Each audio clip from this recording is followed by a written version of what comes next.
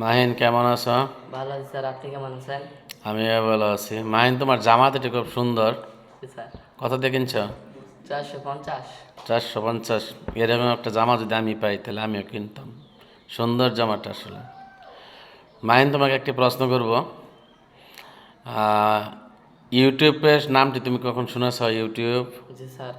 YouTube মানে YouTube শব্দটি আসলে কিসের সাথে বেশি সম্পর্কযুক্ত? মানে মোবাইলের সাথে স্যার। মোবাইলের সাথে। হ্যাঁ, আচ্ছা, মোবাইলের ইউটিউব মানে কী করে শুনি।